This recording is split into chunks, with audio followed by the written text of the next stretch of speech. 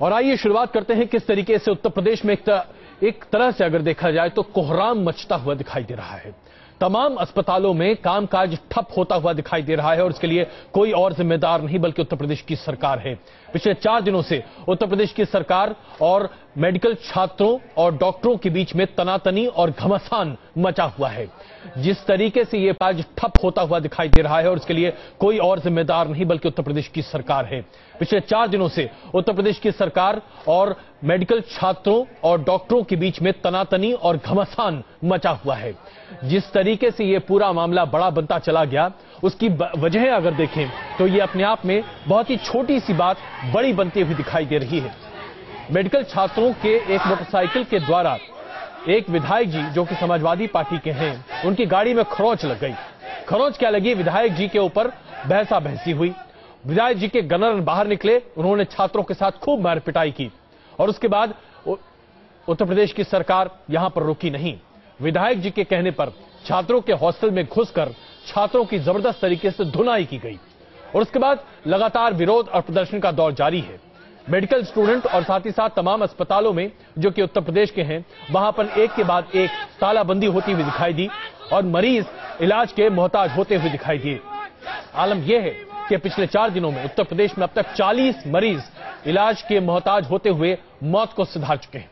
ऐसे में आप खुद ही सोच सकते हैं कि एक ऐसी सरकार जो कि इतनी निर्दयी हो सकती है, वो है उत्तर प्रदेश की सरकार, जहां पर लोग मर रहे हैं लेकिन डॉक्टरों के साथ और जो विधायक जी की तनातनी है, इस तनातनी में उत्तर प्रदेश की सरकार कुछ भी करती हुई नहीं दिखाई दे रही है। कानून व्यवस्था को धता बताया जा रहा है और डॉक्टर जहां अपनी मांग पर अड़े हुए हैं, वहीं पर प्रशासन अपनी तरफ अड़ा हुआ है। ऐसे में डॉक्टरों ने इस हड़ताल को प्राइवेट अस्पतालों तक पहुंचा दिया है और अब आलम यह है कि उत्तर प्रदेश के तमाम मरीज दूसरे राज्यों का रुख कर रहे हैं। लेकिन अखिलेश यादव की सरकार अभी भी आंख पर चादर तानकर सोई हुई है और ऐसा लगता नहीं है कि मरते हुए लोगों की आवाजें या कराहते लोगों की गूंज उन तक पहुंच रही है। और आइए इस मुद्दे पर दिखाते हैं आपको एक छोटी सी रिपोर्ट और उसके बाद करेंगे क्या हो रहा है उत्तर प्रदेश में, इस पर चर्चा।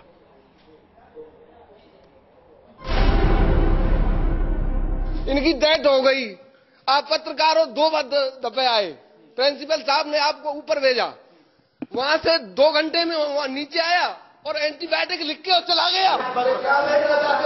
ये गुस्सा नाराजगी नहीं बल्कि बेबसी है। अर्जुन नाम के शख्स की पत्नी को हड़ताल के चलते सही वक्त पर इलाज नहीं मिला और वो इस दुनिया से चली गई। लेकिन हकीकत यही है कि ना तो उसकी बेबसी पर किसी का दिल पसीजा और ना ही किसी को उसके गुस्से की परवाह है। 4 दिन पहले आगरा के SM मेडिकल कॉलेज में भर्ती हुई अर्जुन की पत्नी डॉक्टरों और प्रदेश सरकार के बीच चल रही तनातनी का शिकार हो गई। आगरा जैसा ही हाल प्रदेश की राजधानी का भी है। लखनऊ के सभी सरकारी अस्पतालों के डॉक्टर सड़कों पर मार्च निकाल रहे हैं और मरीज अस्पताल में हलकान हो रहे हैं। अख्तरी बानो रायबरेली से लखनऊ अपने पति का इलाज कराने आई थी। लखनऊ के बड़े अस्पतालों में बेहतर इलाज की उम्मीद थी, लेकिन उम्मीदें परवान नहीं चढ़ी। मैं अपने हस्बैंड को दिखाने आई हूँ, उनका 2 महीने पहले ऑपरेट हुआ था लॉरी में, लेकिन अभी उनको दिखाने आए तो उनको इतनी तकलीफ हुई, हमने इतनी मुसीबत झेल के आते हैं यहाँ, और यहाँ वो स्ट्राइक चली हुई है। अब हाल उस कानपुर के हॉस्पिटल का भी देख लीजिए, जहां से निकली चिंगारी ने शोले का रूप धर लिया। कानपुर के सरकारी हॉस्पिटल में आम दिनों में तिल रखने की भी जगह नहीं रहती थी, लेकिन अब यहाँ सन्नाटा पसरा हुआ है। मजबूरी में लोग अपने मरीजों को प्राइवेट अस्पतालों में ले गए हैं। जो प्राइवेट हॉस्पिटल नहीं जा पाए, वो डॉक्टरों के लौटने का इंतजार कर रहे हैं। ऑपरेशन होने वाला था, जैसे सही होने के बाद ऑपरेशन हो रहा था, वैसे हड़ताल मच गया, डॉक्टर लोग चले गए सब। नोएडा के सरकारी अस्पतालों में डॉक्टर 2 मार्च से ही हड़ताल पर हैं। मरीज और उनके रिश्तेदार बेहाल हो रहे हैं, लेकिन इस सब के बावजूद डॉक्टर साहब मानवता का पाठ पढ़ा रहे हैं। सब लोगों ने IMA की बॉडी ने तय किया कि OPD सेवाएं तुरंत बंद कर दी जाएं। आपातकालीन स्थिति के अंदर जो रोगी हैं, मानवता की दृष्टि से रखते हुए आपातकालीन विभाग खुले रखे गए हैं। नोएडा से अलग गोरखपुर के डॉक्टर अभी हड़ताल से दूर हैं। मरीजों का इलाज भी यहाँ रोज की तरह हो रहा है, लेकिन आंदोलन की चिंगारी यहाँ भी फूट चुकी है। पूरा काम ठप कर दिया जाएगा अगर कार्रवाई नहीं हुई और हमारे भाइयों को नहीं छोड़ा गया तो हम लोग सोमवार से पूर्ण रूप से कार्रवाई करेंगे। यूपी में डॉक्टरों और सरकार के बीच प्रतिष्ठा की लड़ाई चल रही है। अस्पतालों में मरीज इलाज के इंतजार में दम तोड़ रहे हैं, लेकिन सरकार अपनी जिद से पीछे हटने को राजी नहीं है। और न ही सरकार पर इल्जाम लगाते डॉक्टर अपनी हड़ताल तोड़ रहे हैं। इस पूरे मामले में यूपी के मुख्यमंत्री अखिलेश यादव ने एक जांच कमेटी का गठन किया है। साथ ही लगातार वो हड़ताली डॉक्टरों से काम पर वापस लौटने की मांग कर रहे हैं, लेकिन डॉक्टर अपनी मांगों पर अड़े हुए हैं। उनका साफ कहना है कि जब तक आरोपी विधायक के खिलाफ कड़ी कार्रवाई नहीं की जाएगी तब तक वो हड़ताल खत्म नहीं करेंगे। जाहिर है ऐसे में यह हड़ताल लंबी खींचेगी और इसका सबसे ज्यादा खामियाजा मरीजों को भुगतना पड़ेगा। वीडियो सूफी खान के साथ अनुभव शुक्ला, न्यूज नेशन, लखनऊ। पूरे मामले की ये एक तस्वीर है जो अभी हमने आपके सामने पेश की, यानी कि डॉक्टरों की हड़ताल की वजह से मरीजों का क्या हाल है उत्तर प्रदेश के तमाम अस्पतालों में, वो अभी आपके सामने है। और ऐसे में साफ लगता है कि डॉक्टरों को वाकई में सूली पे चढ़ा देना चाहिए। अपनी जो उन्होंने शपथ लिया है उस शपथ को वो पूरा नहीं कर रहे हैं। लेकिन ये तस्वीर का एक पहलू है, आइए आपको दूसरा पहलू भी दिखाएं। ये हुआ है आज से 4 दिन पहले, जब छात्रों की जबरदस्त तरीके से धुनाई उत्तर प्रदेश पुलिस ने की। और ये तमाम चीजें इसलिए की गई क्योंकि विधायक जी को नाराजगी थी और वहां पर जिस तरीके से उपद्रव मचा हुआ था, ये उसकी तस्वीरें हैं। आप देखिए किस तरीके से तोड़फोड़ की राजनीति वहां पर की गई। और उसके बाद उत्तर प्रदेश पुलिस ने छात्रों के हॉस्टल में घुसकर छात्रों की जबरदस्त तरीके से धुनाई की, बकझक हुई और जो पिटाई हुई उसमें पत्रकारों की भी जबरदस्त तरीके से पिटाई हुई। ये इस पूरी कहानी का दूसरा पहलू है जो अभी हम आपके सामने पेश कर रहे हैं। कुल मिलाकर देखा जाए तो अगर गलती है तो दोनों पक्षों की है, लेकिन यहां पर अगर कोई काम नहीं करता हुआ दिखाई दे रहा है तो वो है सरकार। आप देखिए किस तरीके से छात्रों को दौड़ा दौड़ा कर पुलिस वालों ने रात के अंधेरे में पीटा था, लाठियां भांजी गई थी, जबरदस्त तरीके से छात्रों की पिटाई की गई थी। ये सारा अमला जो है पुलिस का अमला किस तरीके से छात्रों के ऊपर टूट पड़ा था, ये तस्वीरें भी आप देखिए। पुलिस के इस कार्रवाई के खिलाफ उत्तर प्रदेश के तमाम डॉक्टर आज हड़ताल पर बैठे हुए हैं, जिसकी वजह से उत्तर प्रदेश में मरीजों का इलाज नहीं हो पा रहा है और लोग बेमौत मर रहे हैं। और इसकी जिम्मेदारी कौन लेगा, क्या डॉक्टर या उत्तर प्रदेश सरकार?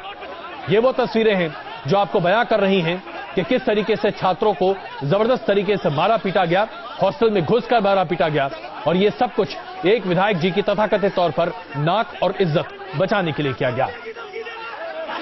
ये तस्वीरें आप देखते रहिए और साथ साथ आइए इस पर अब चर्चा शुरू करते हैं। हमारे साथ समाजवादी पार्टी से जफर अमीन साहब मौजूद हैं और हमारे साथ कांग्रेस से नदीम जावेद साहब इस वक्त मौजूद हैं। जफर अमीन साहब, मैं आपसे सीधे तौर पर पूछता हूं, इस पूरे मामले में दो स्थिति है।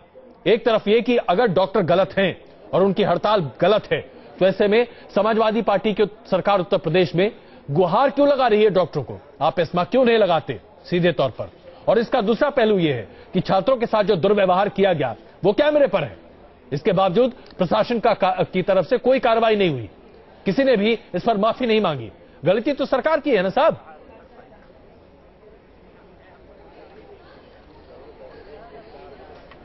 नहीं, सरकार की कैसे गलती बताइए कि इरफान सोलंकी जो विधायक हैं जी, सम्मानित विधायक हैं, उनसे तो कोई डॉक्टर से बवाल हुआ नहीं था।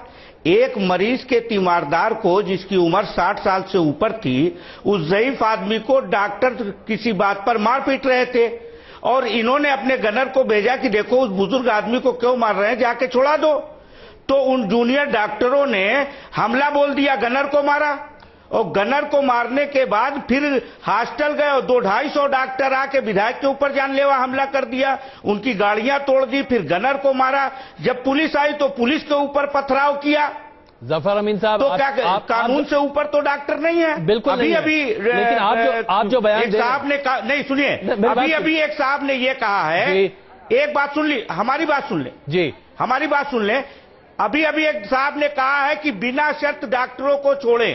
ये बताइए, जो दोषी डॉक्टर हैं जिन्होंने जानलेवा हमला किया है उनको भी छोड़ दें। चलिए जफर अमीन साहब, अगर मैं आपसे यहाँ पर ये कहूँ, करना चाहिए था जफर अमीन साहब, जफर अमीन साहब और ये जफर अमीन साहब, जरा आप मुद्दे से थोड़ा सा, मैं आपको थोड़ा सा कोर्स करेक्ट कर दूं। मामला यहाँ मरीज के साथ उसके देखभाल करने वालों के लोगों की पिटाई का नहीं था। यहाँ पर जो बात निकल कर आई 4 दिन पहले, जो वाकया हुआ, जो तमाम अखबारों में और टीवी चैनलों पर भी दिखा, उसमें यह था कि छात्रों के मोटरसाइकिल से विधायक जी के गाड़ी में टक्कर लग गई और उसके बाद बहस हुई, मारपीट और तनातनी, यह मामला था। अब इसे एक अलग रंग दिया जाए तो यह मामला अलग है। अमीन साहब, यह आप भी जानते हैं।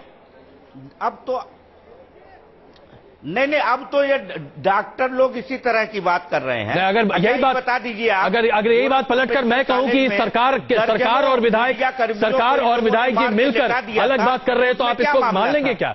नहीं, देखिए कुछ जूनियर डॉक्टर जी हर मेडिकल कॉलेज में जी, और इसलिए लाइसेंस हर मेडिकल कॉलेज में बहुत मनबड़ है। अमीन साहब, हमारा ये कहना अमीन साहब, मैं आपसे सारे डॉक्टरों को सुनिए, अमीन साहब, आपको इस बात का जवाब आपको देना पड़ेगा। नहीं करना चाहिए आपको इस नहीं, डॉक्टरों को हड़ताल करना चाहिए नहीं, ये दूसरा मसला है। मैं आपसे सीधे तौर पर पूछता हूं, अगर मान लीजिए कि एक विधायक जी के साथ मारपीट भी हो गई, मान लीजिए अगर ऐसा भी हो भी गया, तो क्या पुलिस को यह लाइसेंस मिल जाता है कि हॉस्टल में घुसकर तमाम छात्रों के इतनी जबरदस्त तरीके से पिटाई करें कि लोग लहू लुहान हो जाएं, लाठीचार्ज करवा दें?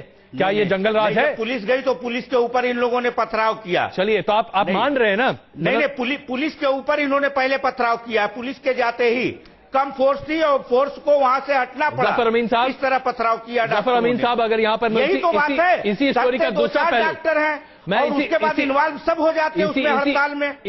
इसी मामले का दूसरा पहलू मैं आपके सामने पेश करूं। अगर आपको लगता है कि डॉक्टरों की हड़ताल नाजायज है, तो साहब सरकार आपकी है, एस्मा लगा दीजिए, सारे डॉक्टरों को काम करना पड़ेगा। आप क्यों नहीं एस्मा लगाते? आप लगाइए एस्मा। नहीं, अभी तो ये 4 दिन से हड़ताल पे हैं। अरे आप बताइए ना साहब। नहीं, अमीन साहब, ये कहना है ये सीधे हड़ताल पे चले गए जी। इन्होंने कोई बात अभी नहीं रखी, ना कोई पहल किया नहीं। लेकिन अब अगर जांच समिति बन गई है, प्रदेश सरकार ने जांच समिति बना दिया है, जफर अमीन साहब, मुख्यमंत्री जी, मैं यही तो कह रहा हूं, उत्तर प्रदेश की सरकार जिम्मेदारी नहीं लेती है। उत्तर प्रदेश सरकार जिम्मेदारी लेने से इनकार कर रही है। 40 लोग मर चुके हैं इलाज के बगैर पिछले 4 दिनों में, और उसकी जिम्मेदारी कौन लेगा? मैं आपसे पूछता हूं, आप एस्मा क्यों नहीं लगाते? आप जांच की बात क्यों करते? एस्मा लगाइए ना। डॉक्टरों ने गलती की है, एस्मा लगा दी।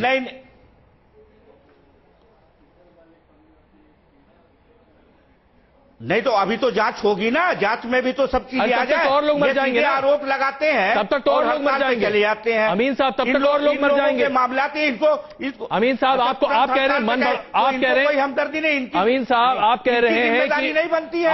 क्यों जिम्मेदारी बने? वो तो गैर जिम्मेदाराना है ना। आपकी सरकार जिम्मेदार है ना, आपकी सरकार जिम्मेदार है। आम आदमी की सेहत की रखवाली करने की जिम्मेदारी सरकार की है। आप इसमें लगाइए, अभी कर देते हैं। आप इसमें लगाइए अभी। मैं पूछता हूं आपसे, आप इसमें लगाइए अभी। सरकार तो अपनी जिम्मेदारी निभाई रही है। चलिए, अब जांच समिति बैठ गई है, रिपोर्ट आ जाएगी, उसी हिसाब से कार्रवाई होगी। नदीम जावेद साहब, मैं आपको इस चर्चा में शामिल करूं। क्या आपको नहीं लगता, आप तो उत्तर प्रदेश से खुद संबंधित हैं, अगर ऐसा ही है कि तमाम मेडिकल के छात्र बहुत मनबड़ू हो गए हैं और किसी की बात नहीं सुनते, कानून से अपने आप को ऊपर मानते हैं, तो क्या आपको नहीं लगता कि उत्तर प्रदेश सरकार के हाथ में ये कानूनी अधिकार है? आप इसमें लगाइए और मेडिकल छात्रों के साथ साथ डॉक्टरों को भी काम करने को मजबूर कीजिए। नहीं, देखिए अजय भाई, इस पूरे इंसिडेंट को थोड़ा मैं समझता हूं बड़ी परिप्रेक्ष्य में देखने की आवश्यकता है। इस पूरे इंसिडेंट के पीछे जो समाजवादी पार्टी की राजनीति का और उनकी सरकारें जब बनती हैं, तो उनका जो नेतृत्व होता है, उसका जो काम करने की जो अप्रोच है, जो दिमाग है, जो जहन है, और जिस तरह से वो चीजों को जमीन पर एग्जीक्यूट करते हैं, वो साफ दिखाई देता है। 90 के दशक में इन्होंने हल्ला बोला और अखबारों पे बोला। 2012 का इंसिडेंट बताऊं कि राज्य के एक मंत्री ने, जो अखिलेश यादव जी की सरकार में मंत्री बने थे, उन्होंने एक सीएमओ को इसलिए किडनैप कर लिया था कि उनको कुछ भर्तियां करवानी थी जो ढाक पे हो रही थी। और आप एक और चरित्र देख रहे हैं समाजवादी पार्टी के विधायक का, कि एक्सीडेंट हो गया बच्चों के साथ, बच्चों के एक्सीडेंट के बाद उन पर हमला बोला गया, पुलिस बुलाई गई, बगैर प्रिंसिपल की और प्रॉक्टर की परमिशन के बगैर हॉस्टल में पुलिस घुसी। पुलिस समाजवादी पार्टी के गुंडों की तरह से काम कर रही थी, उसने लड़कों पर हमला बोला जो डॉक्टर थे, जो पढ़ाई कर रहे थे। 2 लड़कों की कमर टूट गई है, और आप जानते हैं कि अगर L6, L5 या L4 अगर बोन होती है, वो टूट जाए या उसमें कहीं से कोई प्रॉब्लम हो जाए, तो शायद जिंदगी भर के लिए आदमी का पैरालिसिस हो सकता है। सही बात है, उसको बताइए। बात सुनिए। देखिए, आपकी बात को मैंने सुना है, कृपया मेरी बात सुनिए ध्यान से। इसलिए